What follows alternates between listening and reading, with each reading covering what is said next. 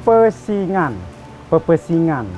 Pepesingan biasa dimainkan oleh anak-anak ketika malam menjelang. Pepesingan berasal dari kata pesing, yaitu merupakan itu nama sebuah binatang terenggiling kalau bahasa Indonesianya. Kalau bahasa Sunda pesing, gitu ya. Biasanya juga dimainkannya di rumah atau di golodok kalau orang Sunda Maya bilangnya.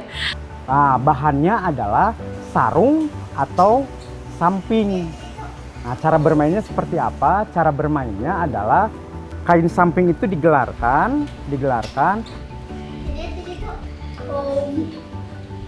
Kemudian dibentuk atasnya dibentuk segitiga. Dilipat ke kanan, dari kanan ke kiri, dari kiri ke kanan, itu dilipat. Nanti ada satu orang anak yang sudah terpilih melalui home pimpa atau shuten atau cangkacang panjang atau apapun itu. Siapa yang menentukan untuk jadi pesing? Nah, setelah ditentukan pesingnya, yang jadi kucing akan tidur di atas samping itu.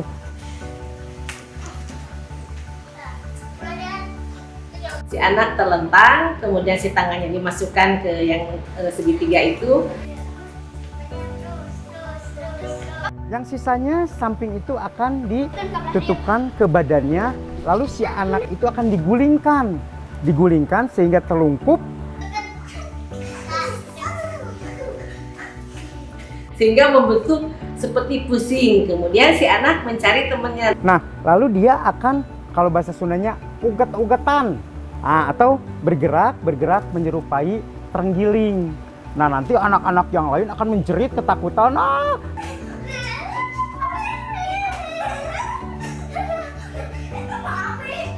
Takut sampai ada satu anak yang kena. Nah, ketika anak yang kena itu akan bergantian menjadi kucing. Nah, itu akan diulang-ulang terus.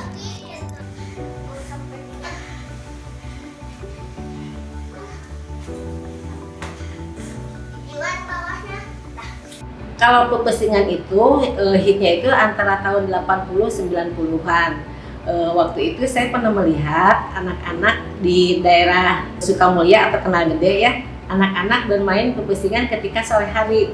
Kebanyakan permainan tradisional itu kita tidak pernah tahu secara persis, secara jelas kapan permainan itu dimainkan atau kapan permainan itu mulai dikenalkan. Biasanya berdasarkan cerita atau melihat atau dikenalkan oleh orang tua. Kalau filosofinya dari pepesingan ini memperkenalkan anak terhadap binatang, yaitu binatang terenggiling. Nah, biasanya binatang terenggiling itu kan keluarnya malam hari ya. Jadi bagaimana si anak mengenal binatang terenggiling itu? Ketika anak-anak bermain pepesingan, itu mereka akan mengenal alamnya. Dan ketika mereka mengenal alamnya, mereka akan mengenal dirinya. Dan ketika mengenal dirinya, mereka akan mengenal Tuhannya. Jadi si anak itu akan mengenal, oh terenggiling itu seperti ini loh binatangnya.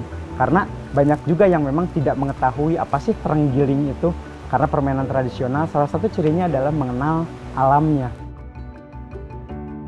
Kalau kondisi permainan saat ini, karena pengaruh gadget itu sangat marak ya, jadi anak-anak itu sudah tidak mengenal lagi permainan pepesingan, kecuali ada di komunitas-komunitas seperti komunitas Bah Gembol yang melestarikan tentang kaulinan orang lembur, pasti akan terpelihara. Dan dari pepesingan itu juga sebetulnya bisa dijadikan ide menjadi sebuah garapan karya tari.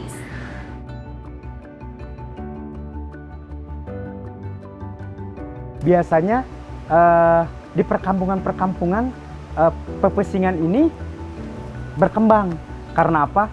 Ya materinya atau alat atau bahan yang dipergunakannya itu adalah sarung atau samping. Jadi saya yakin di masyarakat perdesaan, di masyarakat kampung, permainan ini berkembang.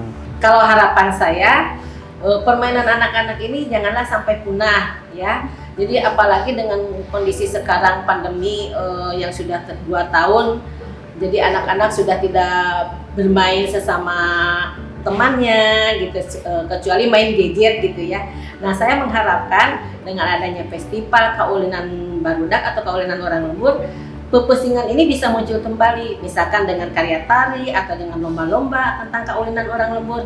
Itu harapan saya supaya pepesingan itu dapat dilestarikan.